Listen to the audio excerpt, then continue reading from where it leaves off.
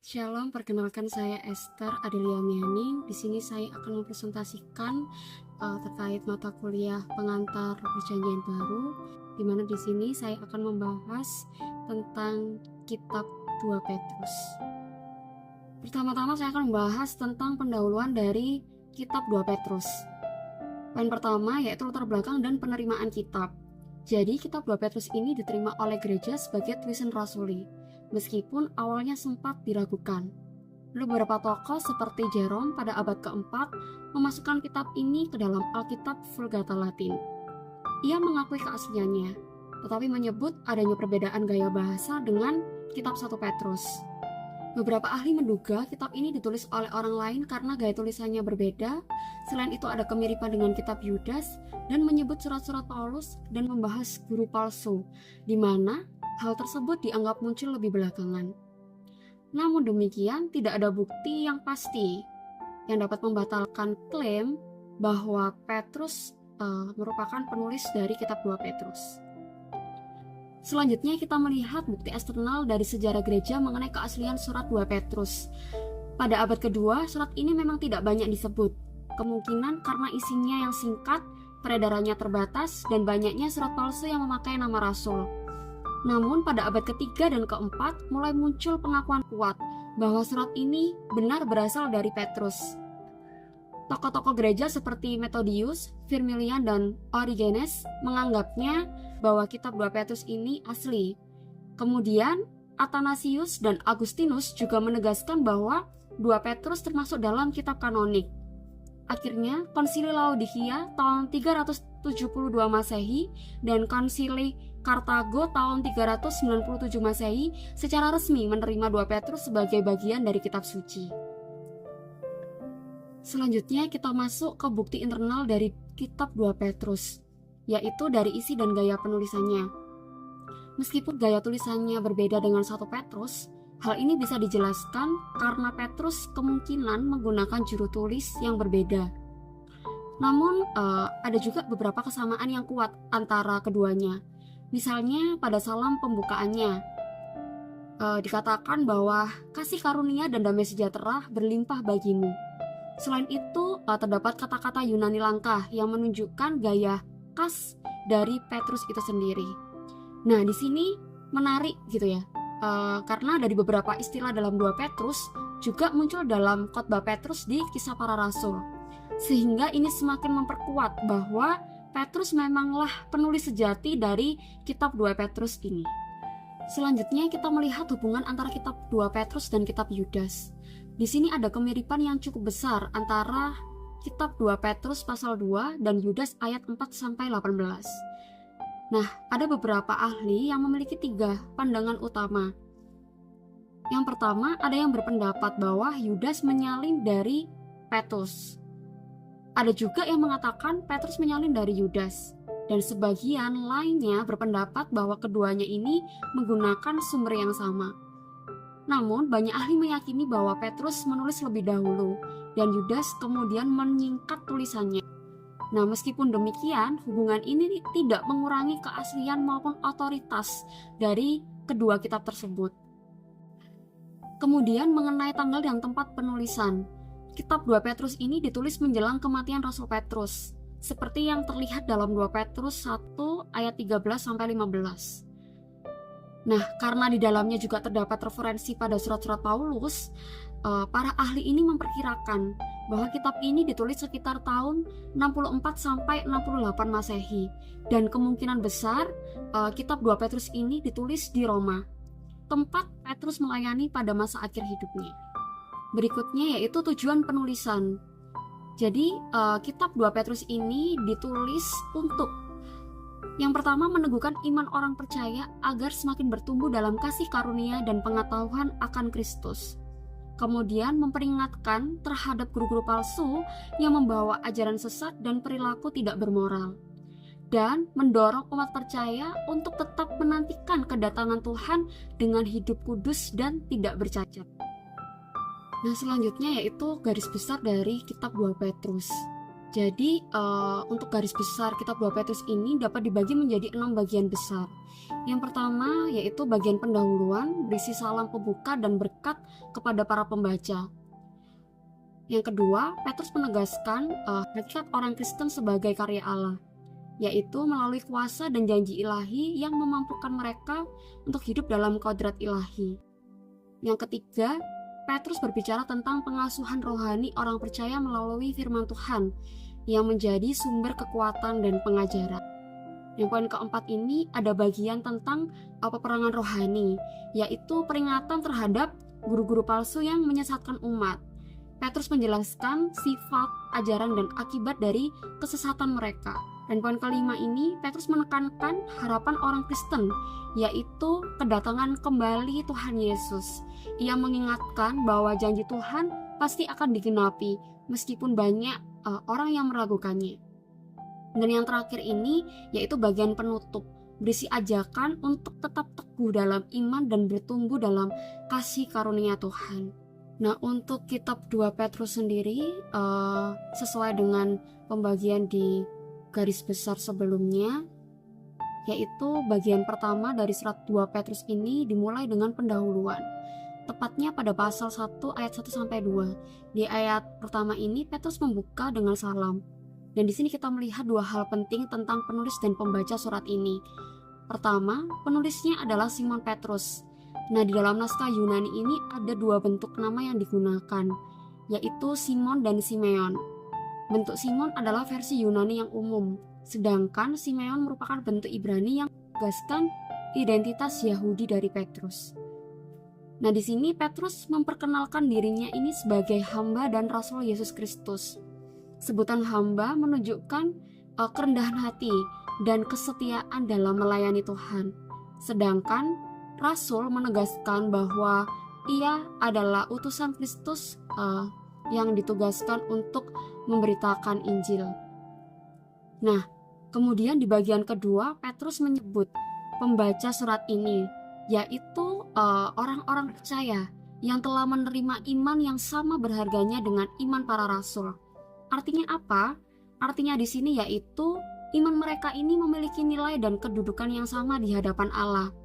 Petrus juga menegaskan bahwa iman itu diterima bukan karena usaha manusia, melainkan melalui kasih karunia dan keadilan Yesus Kristus yang disebut sebagai Allah dan Juru Selamat kita. Selanjutnya di ayat 2 kita melihat bagian berkat dari salam pembuka Petrus. Di sini ia menulis, kasih karunia dan damai sejahtera berlimpah bagimu melalui pengenalan akan Allah dan Yesus Tuhan kita. Nah, kalimat ini bukan sekedar ucapan selamat seperti salam biasa, tetapi merupakan doa berkat yang nyata, yang datang melalui hubungan pribadi dengan Kristus. Selanjutnya di poin kedua yaitu hakikat orang Kristen yang merupakan karya Allah. Di dalam pasal 1 ayat 3-11. Di sini tema utamanya yaitu karya Allah melalui kodrat ilahi sebagai pertumbuhan rohani orang percaya. Nah, di sini Petrus menjelaskan tentang fakta-fakta mengenai kodrat ilahi di dalam pasal 1 ayat 3-4. Di sini membahas bahwa pertama ia berbicara tentang kuasa ilahi, di mana kuasa Kristuslah yang menyediakan segala sesuatu yang kita perlukan untuk menjalani kehidupan rohani dan hidup dalam kesalehan. Semua itu kita peroleh melalui pengenalan akan Kristus, karena dialah yang memanggil kita dengan kemuliaan dan kebaikannya. Karakter Kristus yang penuh kasih dan sempurna itu menarik kita untuk hidup serupa dengan Dia. Jadi, semakin kita mengenal Dia, maka semakin besar pula kemampuan kita untuk hidup benar di hadapan Tuhan. Nah, lalu yang kedua, Petrus menyebut tentang janji-janji ilahi. Di dalam pasal 1 ayat 4. Di sini Kristus telah memberikan janji-janji yang besar dan berharga, seperti kehidupan kekal dan kemenangan atas dosa. Tujuannya adalah supaya kita dapat berpartisipasi dalam kodrat ilahi.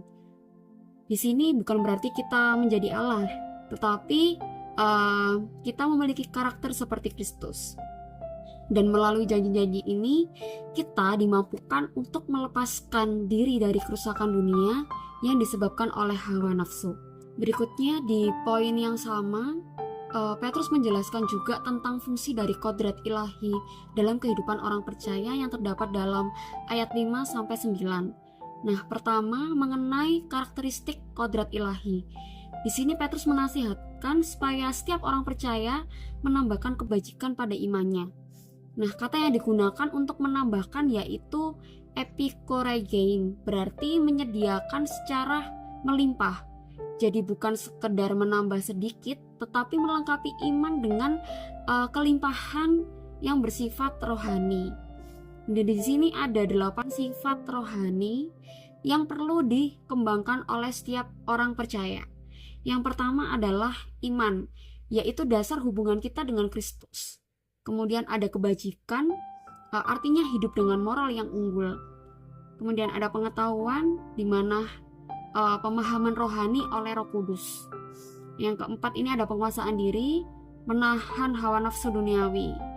Selanjutnya ketekunan, artinya tetap teguh dalam ujian iman. Poin keenam kesalehan, hidup taat dan hormat kepada Allah. Yang poin ketujuh ini yaitu kasih persaudaraan, dimana di sini kasih yang peduli pada sesama orang percaya. Dan yang kedelapan ini kasih agape, kasih yang paling tertinggi ya, yaitu kasih tanpa pamrih seperti kasih Allah kepada kita. Nah, kemudian Petrus menjelaskan hasil dari kodrat ilahi. Jika sifat-sifat ini terus bertumbuh dalam diri kita, maka hidup kita akan menjadi efektif dan berbuah dalam setiap pelayanan kita, serta kita dapat bertumbuh dalam pengenalan yang benar akan Kristus. Sebaliknya, jika sifat-sifat rohani ini tidak bertumbuh, Petrus mengatakan bahwa orang itu menjadi tidak berguna dan tidak berbuah dalam setiap pengenalan kita akan Kristus. Ia bahkan disebut buta secara rohani dan lupa bahwa ia telah ditebus dari dosa-dosanya. Nah, ini menggambarkan seorang yang telah lahir baru tetapi tidak berkembang dan tidak dewasa secara rohani. Selanjutnya di poin yang kedua ini, Petrus juga berbicara tentang kepastian dari kodrat ilahi, yaitu jaminan bagi orang percaya yang hidup sesuai panggilan Allah. Nah, pertama mengenai kepastian yang dialami. Di ayat 10, Petrus mendorong orang percaya untuk meneguhkan setiap panggilan dan pilihan Allah dalam hidup mereka. Artinya kita diminta untuk memastikan bahwa iman kita ini benar-benar nyata, bukan hanya di bibir saja, tapi terlihat di dalam setiap hidup dan tindakan kita, yang semuanya ini penuh dengan kebajikan, di mana hidup yang terus menghasilkan buah rohani menjadi bukti panggilan sejati dari Allah. Selanjutnya kita masuk ke bagian ketiga, yaitu asuhan orang Kristen di dalam firman Tuhan itu sendiri. Dari 2 Petrus pasal 1 ayat 12 sampai 21. Nah, tema utama bagian ini adalah pentingnya firman Tuhan bagi kehidupan orang percaya. Di sini Petrus menulis bagian ini tujuannya agar jemaat tetap berpegang teguh pada kebenaran yang telah mereka terima, sekalipun dirinya tahu waktunya di dunia ini sudah tidak lama lagi. Nah, yang pertama tentang ingatan akan firman Tuhan, ayat 12 sampai 15. Tujuan Petrus menulis surat ini adalah agar orang percaya tidak lupa akan ajaran yang benar. Ia ingin mengingatkan mereka supaya terus hidup di dalam kebenaran yang sudah mereka ketahui. Petrus juga sadar bahwa kematiannya sudah dekat. Karena itu ia berkata bahwa tubuhnya ini hanyalah seperti kemah sementara. Artinya hidup di dunia ini hanyalah tempat singgah sebelum masuk ke kekekalan. Nah, fokus utama Petrus adalah supaya setelah ia meninggal nanti, jemaat tetap mengingat dan setia pada ajaran yang benar. Hal ini menunjukkan hati seorang gembala yang penuh kasih dan tanggung jawab, yang ingin memastikan bahwa umatnya di dalam Tuhan memiliki iman yang teguh walau dirinya sudah tiada.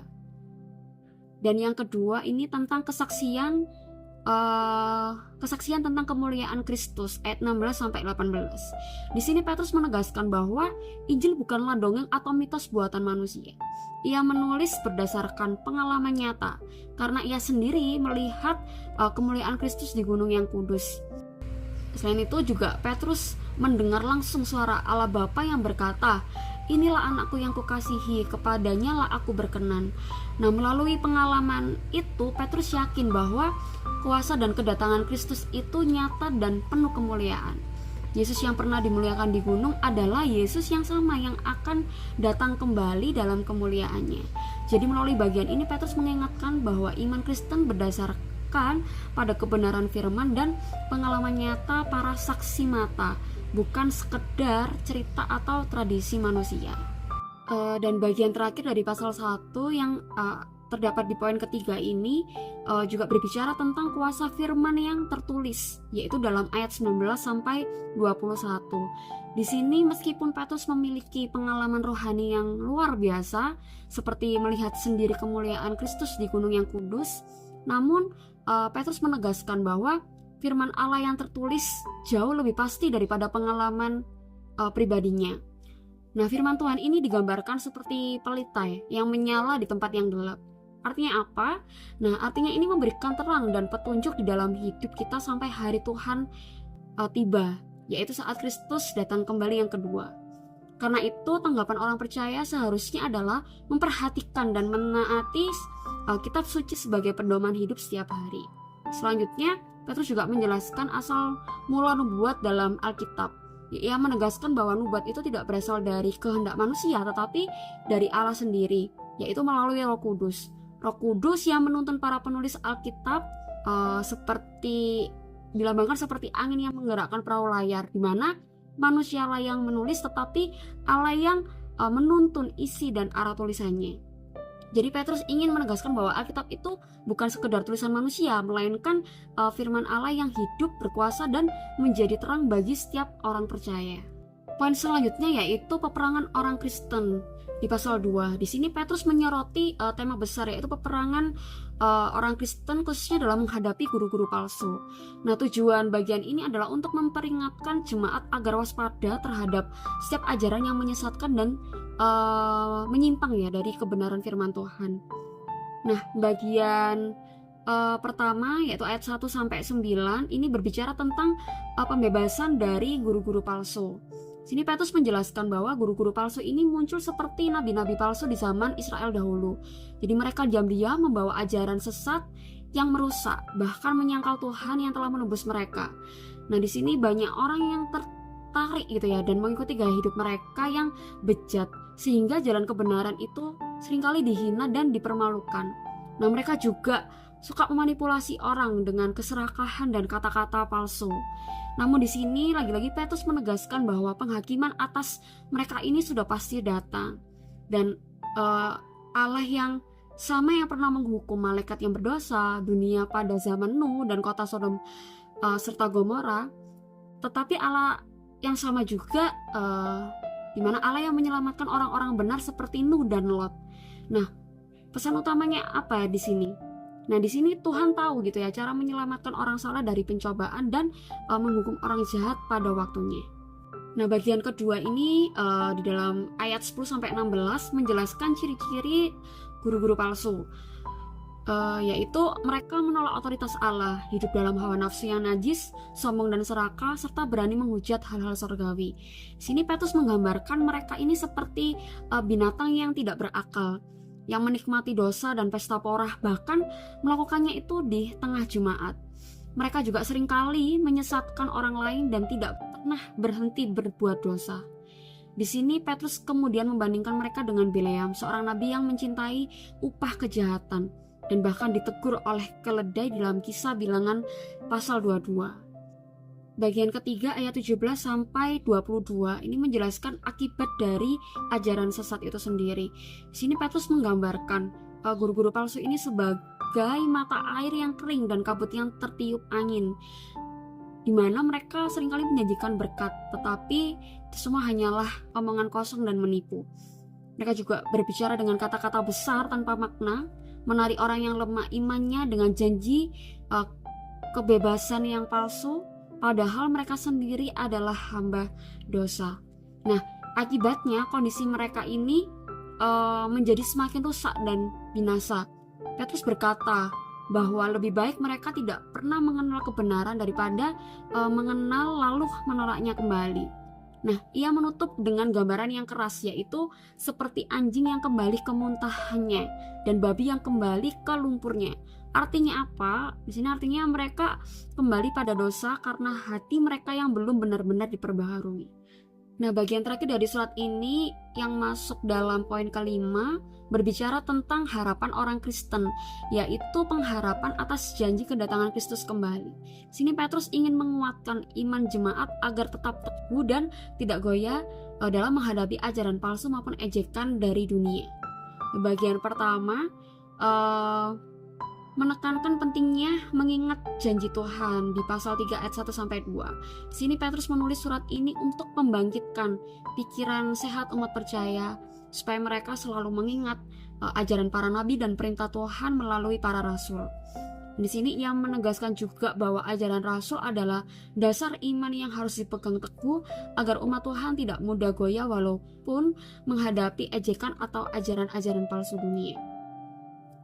Dan di bagian kedua berbicara tentang ejekan dari para pencemooh ayat 3-7. Petrus mengatakan bahwa di akhir zaman akan muncul orang-orang yang mengejek janji kedatangan Tuhan dan hidup menurut hawa nafsu mereka sendiri. Nah, mereka sengaja melupakan bahwa Allah pernah menghakimi dunia dengan air di zaman Nuh. Tapi sekarang dunia ini disimpan oleh Allah sampai waktu penghakimannya tiba, ketika langit dan bumi akan dihukum dengan api. Jadi bagian ketiga ayat 8 dan 9 menjelaskan bahwa waktu Tuhan berbeda dengan waktu manusia. Petrus berkata, 1 hari bagi Tuhan seperti 1000 tahun bagi manusia. Nah, ini berarti Tuhan tidak terlambat menepati janjinya, melainkan Dia Allah yang sabar dan penuh kasih, di mana Ia menunda penghakiman ini bukan karena Dia lalai, tetapi karena Ia ingin memberi kesempatan bagi lebih banyak orang untuk bisa bertobat. Jadi penundaan kedatangan Kristus bukan tanda kelemahan, melainkan bukti kasih dan kesabaran Allah. Dan di bagian keempat di ayat 10-13 menegaskan bahwa hari Tuhan pasti akan datang. Di sini Petrus menggambarkan hari itu akan datang tiba-tiba seperti pencuri di malam hari. Ia berkata bahwa langit akan lenyap dengan gemuruh besar, unsur-unsur dunia akan terbakar dan bumi beserta segala perbuatannya akan dihakimi. Nah, karena itu orang percaya dipanggil untuk hidup suci dan saleh, di mana menantikan dan mempercepat kedatangan hari Allah. Di sini Petrus juga menegaskan bahwa janji Tuhan yaitu akan ada langit baru dan bumi baru, tempat kebenaran berdiam selamanya. Di bagian terakhir ayat 14-16 ini berisi panggilan untuk hidup kudus sambil menantikan kedatangan Tuhan. Di sini Petrus mendorong agar jemaat ini hidup tanpa noda dan tidak bercelah, penuh damai dan memanfaatkan waktu sebagai kesempatan untuk mengerjakan keselamatan. Nah, ia juga menyebut bahwa surat-surat Paulus yang berisi hikmat dari Allah, tetapi sebagian isinya juga sulit dimengerti. Karena itu orang yang tidak teguh imannya bisa saja menafsirkan firman itu dengan salah. Nah, maka Petrus mengingatkan bahwa setiap orang percaya harus berhati-hati dalam menafsirkan firman Tuhan dan tetap hidup dalam kekudusan sambil menantikan penggenapan janji Kristus. Dan poin terakhir yaitu poin yang ke-6 sebagai penutup di pasal 3 ayat 17-18, Petrus menutup suratnya ini dengan 2 nasihat penting. Pertama, waspadalah terhadap ajaran sesat agar tidak tergoda dan jatuh dari iman yang teguh. 2, bertumbuhlah dalam kasih karunia dan pengenalan akan Tuhan dan Juru Selamat kita, Yesus Kristus. Dan ia menutup dengan pujian. Disebutkan baginya kemuliaan sekarang dan sampai selama-lamanya. Nah, selanjutnya kita akan membahas terkait relevansi kitab 2 Petrus bagi kehidupan Kristen. Yang pertama, iman sejati harus diiringi pertumbuhan rohani. Di sini Petrus menekankan bahwa orang percaya yang telah menerima kodrat ilahi, yaitu potensi rohani untuk hidup benar. Namun, iman tersebut tidak boleh pasif. Jadi di sini kita harus bertumbuh melalui usaha sadar, untuk menambah setiap kebaikan, pengetahuan, penguasaan diri, ketekunan, kesalehan, kasih persaudaraan, dan kasih sejati. Artinya, kehidupan Kristen bukanlah cuma percaya saja, tetapi juga harus berproses, bertumbuh untuk menjadi serupa seperti Kristus. Dan yang kedua, firman Tuhan adalah dasar kebenaran dan pedoman hidup. Di sini Petrus menegaskan bahwa kitab suci bukan hasil pikiran manusia, melainkan diilhamkan oleh Roh Kudus. Nah, karena itu di dalam dunia yang penuh ajaran palsu, hanya firman Tuhanlah yang menjadi tolak ukur kebenaran dan arah hidup orang percaya. Dan di sini orang Kristen dipanggil untuk mengingat dan merenungkan setiap firman Tuhan agar hidupnya semakin teguh dan tidak goyah ataupun tersesat. Nah, poin ketiga, waspada terhadap ajaran palsu. Di sini Petrus memperingatkan bahwa guru-guru palsu akan muncul di tengah jemaat. Mereka sepertinya tampak rohani, tetapi hidup mereka penuh dalam dosa, keserakahan, dan penipuan. Ajaran mereka menyesatkan dan mengaburkan kebenaran Injil. Di sini orang percaya harus berpegang teguh pada Injil sejati dan menolak setiap kompromi moral serta teologi yang menyimpang dari ajaran Kristus. Dan yang keempat yaitu hidup dengan pengharapan akan kedatangan Kristus. Di sini Petrus mengingatkan bahwa sekalipun dunia ini meragukan janji Tuhan, Yesus pasti datang kembali. Dan keterlambatan ini bukan karena Tuhan lalai, tapi karena Ia sabar menanti agar lebih banyak orang yang bertobat. Nah, pengharapan ini seperti langit baru dan bumi baru, yang seharusnya mendorong kita untuk hidup kudus dan setia, bukan lalai atau menyerah terhadap dosa. Dan yang terakhir yaitu tetap bertumbuh dalam kasih karunia dan pengenalan akan Kristus. Pertumbuhan iman bukan hanya pada pengetahuan teologi saja, tetapi pada hubungan pribadi kita dengan Yesus. Nah, di sini Petrus menutup suratnya dengan nasihat yang sangat praktis. Dikatakan, tetapi bertumbuhlah dalam kasih karunia dan dalam pengenalan akan Tuhan dan Juru Selamat kita, Yesus Kristus. Di pasal 3 ayat 18. Jadi kehidupan Kristen yang sejati adalah perjalanan pertumbuhan yang berpusat pada kasih dan kebenaran Kristus. Dan dari pembahasan kita mengenai kitab 2 Petrus ini dapat ditarik kesimpulan bahwa surat ini sebagaimana dijelaskan dalam buku The Bible Knowledge Commentary meneguhkan bahwa iman Kristen yang sejati ini berakar pada firman Allah yang diilhami, ditandai dengan setiap pertumbuhan rohani yang nyata dan berfokus pada pengharapan akan kedatangan Kristus. Nah, Petrus menuliskan dengan semangat pastoral untuk membimbing umat agar tetap setia di tengah bahaya penyesatan dan kemerosotan moral. Pesan abadi dari surat ini adalah panggilan untuk bertumbuh di dalam kasih karunia dan pengetahuan akan Yesus Kristus. Sambil kita senantiasa menantikan dengan iman teguh hari ketika Tuhan datang yang kedua kali untuk membawa keadilan dan kemuliaan kekal. Sekian presentasi dari saya. Terima kasih dan Tuhan Yesus memberkati.